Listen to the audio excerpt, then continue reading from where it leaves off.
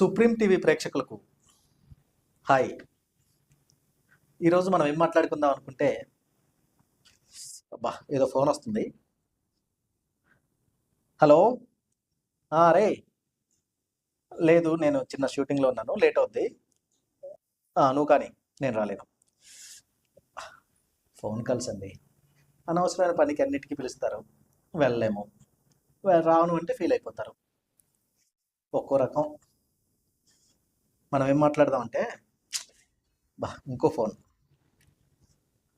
Hello. ఎరా, ఏంటి అర్జెంటుగా డబ్బులు కావాలా? ఎంత కావాలి? అరే మొన్నే ఇచ్చాను కదరా, మళ్ళీ కావాలి. సరే, ఓకే, చూస్తానులే, పంపిస్తాను. ఓకే. ఈడొకడండి, ఈడి ఫ్రెండ్షిప్ ఏమో కానీ ఎప్పుడు చూసినా డబ్బులు కావాలి, డబ్బులు కావాలి, డబ్బులు కావాలి. అలానే పెద్ద అమౌంట్ అడగడు, చిన్న చిన్నవే కానీ ఎప్పుడు అడుగుతూనే ఉంటాడు. వీడి ఫోన్ వచ్చినప్పుడల్లా భయం నాకు. మనం ఏం మాట్లాడుతున్నామంటే, ఇంకో ఫోన్ వస్తుంది, ప్లీజ్. హలో. అరే ఒక హాఫ్ అన్ అవర్ తర్వాత రా, ఇద్దరం కలిసి వెళ్ళిపోదాం, ఓకేనా? నేను చెప్తానులే, ఏం పర్వాలేదు, అది నేను మాట్లాడతాను. నీ పని అయిపోతుంది, ఏం పర్లేదు, ఇద్దరం కలిసి వెళ్దాం, మాట్లాడేద్దాం. ఒక హాఫ్ అన్ అవర్లో వచ్చి. ఓకే. వీడు ఒకడు అక్కడ ఏదో ఒక ఆఫీస్లో పని కావాలట, నాకు ఎవరు తెలిసిన వాళ్ళు ఉన్నారు, నువ్వు మాట్లాడని చెప్పి తీసుకెళ్తాను అంటాడు. అలా తప్పట్లేదండి ఫ్రెండ్షిప్లో. ఇంకో ఫోన్ కాల్ వచ్చేస్తుంది, ఏమనుకోకండి. ఏరా, ఓకే. ఇప్పుడు తను ఎలా ఉన్నారు? హ్యాపీ? బాగుందా? హెల్తీగా ఉన్నారా? ఓకే. డిశ్చార్జ్ అయిపోయారు కదా, సంతోషం కదా? Okay, thank you. Okay okay, మరి చెప్తానులే, నేను చెప్తాను, నా ఫ్రెండ్కి కూడా చెప్తాను. ఓకే. ఏంటి ఇప్పుడు దాకా చిరాకు పడి నుండి ఉన్నట్టుండి సంతోషంగా మాట్లాడానా? ఈ మధ్య మొన్న ఏం జరిగిందంటే, ఇప్పుడు ఫోన్ చేశాడు కదా, వీడికి కాస్త దూరపు చుట్టూ అంట. ఆ చుట్టంకి ఒక సర్జరీ అవుతుంది. ఆ సర్జరీ ఎంత ఇంపార్టెంట్ అంటే, తనకి జస్ట్ గంటలు మాత్రమే ఉందట టైము. ఆ సర్జరీ అవ్వకపోతే ప్రాణాపాయమే. అందుకని ఇమ్మీడియట్గా బ్లడ్ కావాలి, అది కూడా లైవ్ కావాలి, అది కూడా ఆ గ్రూపే కావాలి అన్నారు. తను నాకు ఫోన్ చేశాడండి. నాకు ఫోన్ చేసి వాడు టెన్షన్ పడుతుంటే నాకు అసలు కాళ్ళు చేతులు ఆడలేదు. నేను కూడా అసలు ఏ గ్రూప్ కావాలి, ఏ హాస్పిటల్, ఈ డీటెయిల్స్ అన్ని కనుక్కొని నాకు తెలిసిన అన్ని గ్రూప్స్లో పెట్టేశాను. చాలామంది రెస్పాండ్ అయ్యారు. ఆ రెస్పాండ్ అవ్వడంలో ఒకడేమో, అబ్బా నిన్నే ఇచ్చేసాను, మళ్ళీ 3 నెలల వరకు ఇవ్వకూడదట అన్నాడు. ఇంకొకడేమో, లైవ్ కావాలంటున్నావు, నువ్వేమో ఓ పాజిటివ్ కావాలంటున్నావు, నాదేమో ఏబీ నెగిటివ్, ఇవ్వడం అవదు అన్నాడు. నువ్వు అర్జెంటుగా బ్లడ్ కావాలంటున్నావు, కాకపోతే నేను ఆల్రెడీ ఈరోజు కొంచెం తీసుకొని ఉన్నాను, అవ్వదు అన్నాడు. ఇలా రకరకాలు చెప్పేశారండి. ఎవరి దగ్గర కూడా అందరూ నో ఆన్సర్, నెగిటివ్ ఆన్సరే. ఏం చేస్తాం? నేను కూడా టెన్షన్ పడుతున్నాను. ఇంతలోపు నాకు ఫోన్ వచ్చింది. ఆ ఫోను నేను మాట్లాడగానే లిఫ్ట్ చేసిన వెంటనే వాడు కనిపెట్టేశాడు నా వాయిస్లో టెన్షన్. కనిపెట్టేసి, ఏమైంది, అక్కడ ఉన్నావు, ఎలా ఉన్నావు, ఎందుకు అలా ఉన్నావు అంటున్నాడు. అలా కాదు, నేను ఇలా ఉన్నానులే, పర్వాలేదు.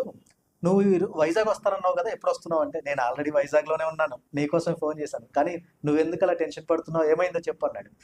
లేదులే, ఏం లేదు, నువ్వు దాని గురించి మర్చిపో, నువ్వు లేక వైజాగ్ వచ్చావు కదా, చెప్పు ఏంటి నీ ప్లాను, ఎన్ని గంటలకి కలుద్దాం, మనం ఎక్కడ కలుద్దాం, నువ్వు మళ్ళీ నీ ప్లాన్ అయిపోయి నీ రిటర్న్ ఎప్పుడు ప్లాన్ చేసుకున్నావు, ఇవన్నీ మాట్లాడాను. అవన్నీ మర్చిపో, పట్టించుకోకు, నువ్వు చెప్పు, నువ్వు ఎందుకు అలా ఉన్నావు, ఎందుకు నువ్వు టెన్షన్ పడుతున్నావు అని అడిగాడు. ఇలా మా ఫ్రెండ్ కజిన్ ఆపరేషన్కి అవుతుంది, ఓ పాజిటివ్ బ్లడ్ ఇమ్మీడియట్గా కావాలి, అది లైవే కావాలంటున్నారు. ఎక్కడ అడిగినా నాకేం దొరకట్లేదు. చాలామంది నేను ట్రై చేశాను, బ్లడ్ బ్యాంక్స్లో కూడా అడిగిస్తాను, తెలిసిన సర్కిల్ అన్నీ మాట్లాడాను, కానీ ఏం అవకాశం లేదు. తనేమో టెన్షన్ పడుతున్నాడు, తన టెన్షన్ నేను చూడలేకపోతున్నాను. అంటే అంతేనా, ఓ పాజిటివ్ కదా, నాది ఓ పాజిటివే, నేను వస్తాను, ఎక్కడున్నావు చెప్పు, ఏ హాస్పిటల్, జస్ట్ లొకేషన్ పెట్టు చాలు, నేను వచ్చేస్తాను. లొకేషన్ నేను వస్తాను ఉండి తీసుకొస్తాను నిన్ను అంటే, ఎందుకు నువ్వు అక్కడ తనతో ఉన్నావు కదా, తన దగ్గర ఉండి తనని కేర్ఫుల్గా చూసుకో, నువ్వు జస్ట్ హాస్పిటల్ లొకేషన్ పెట్టు, నేను వచ్చేస్తాను అన్నాడు. అరే నువ్వు మళ్ళీ ఇంటికి వెళ్ళాలి, వేరే ఊరు ప్రయాణం చేయాలి, నీకు ఇబ్బంది అవుద్ది, ఎందుకులే ఇప్పుడు నువ్వు బ్లడ్ ఇచ్చి మళ్ళీ నీరసం అయిపోతావు అని చెప్పాను. బ్లడ్ ఇవ్వడం అనేది ఒక అదృష్టం, ఒక వరం, ఒక అవకాశం. నువ్వు నాకు అవకాశం కల్పించావు, నాకు బ్లడ్ ఇవ్వడం నిజంగా ఇష్టమే, నువ్వు దాని గురించి ఏం ఫీల్ అవ్వు, పట్టించుకోకు, నువ్వు చెప్పు, జస్ట్ లొకేషన్ పెట్టు చాలు, నేను వచ్చేస్తాను అన్నాడు. తను వచ్చేసాడు. ఇంకా తను వచ్చేస్తున్నాడని చెప్పడం, హాస్పిటల్లో మేము ఈ విషయం చెప్పడం, డాక్టర్స్ ఇమీడియట్గా ఏర్పాట్లు చేయడం అన్నీ చకచకా జరిగిపోయాయండి. తను వచ్చాడు, లైవ్ బ్లడ్ ఇచ్చాడు, ఆపరేషన్ జరిగింది. ఇంకా అవుట్ ఆఫ్ డేంజర్, ఏం పర్లేదని డాక్టర్ చెప్పగానే అసలు మా ఫ్రెండ్ చాలా చాలా అంటే చాలా సంతోషంతో ఎగిరి గంతేశాడు. అసలు మమ్మల్ని గట్టిగా పట్టుకొని ఆల్మోస్ట్ ఏడ్చినంత పని చేసేసాడు. ఇప్పుడు అదే సంతోషం నేనే చేశాను కదా అనుకొని నాకే చెప్తున్నాడు. నేను అప్పుడు పరిచయం చేసి మా ఫ్రెండ్ అని చెప్పాను. ఇంకా మేము ముగ్గురం ఒక కామన్ ఫ్రెండ్స్ అయిపోయాం అప్పటి నుంచి. చూసారా, బ్లడ్ కావాల్సినది ఎవరికి? ఒక కజిన్ అంటే తను కూడా ఆల్మోస్ట్ ఈక్వల్ టు ఒక ఫ్రెండ్ అనమాట. ఆ ఫ్రెండ్కి కావాలని ఇంకో ఫ్రెండ్ టెన్షన్ పడుతూ నాకు చెప్తే, ఈ ఫ్రెండ్ వెళ్ళి ఇంకో ఫ్రెండ్కి చెప్పాడు. ఆ ఫ్రెండ్ పరిగెట్టుకుంటూ వచ్చి ఈ ఫ్రెండ్కు బ్లడ్ ఇచ్చి కాపాడేశాడు. సో ఫ్రెండ్షిప్ అనేది మనం జస్ట్ ఫోన్ కాల్ వల్ల లేదా హెల్ప్ అడిగారని చిరాకు పడినంత బాధాకరమైనది కాదు, అంత బరువు మొయ్యలేనంత బరువు కాదు ఫ్రెండ్షిప్. అవసరానికి నిజంగా ఆదుకుంటుంది. ఆ ఫ్రెండ్ కాబట్టే అంత తపన పడిపోయి మనకి బ్లడ్ ఇచ్చి సహాయం చేశాడు. చాలా హ్యాపీగా ఉంది కదా ఫ్రెండ్షిప్ అంటే. వీళ్ళలో ఎవరు ఇంత గట్టిగా మనకు హెల్ప్ చేయగలరు అని, ఏదో హెల్ప్ చేస్తారని ఫ్రెండ్షిప్ కాదు. ఇప్పుడు నాకు జరిగిన హెల్పే ఉంటుంది, నా ఫ్రెండ్కి హెల్ప్ జరిగింది కదా, అది సంతోషం నాకు. ఇలా ఏ రోజుకైనా మనకు ప్రతి ఫ్రెండు అవసరమే అని చెప్పడం కోసమే ఇంతమంది ఫ్రెండ్స్ ఇన్ని ఇబ్బందులు పెడుతున్నా కూడా మనం అందరినీ భరిస్తూ ఉంటాం.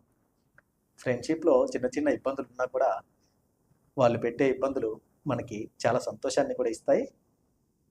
అలాగే మనకు ఆపత్కాల పరిస్థితుల్లో ఆ ఫ్రెండే మనల్ని ఆదుకుంటాడు. అందుకే friendship is always great, friendship is always ultimate, friendship is always number 1.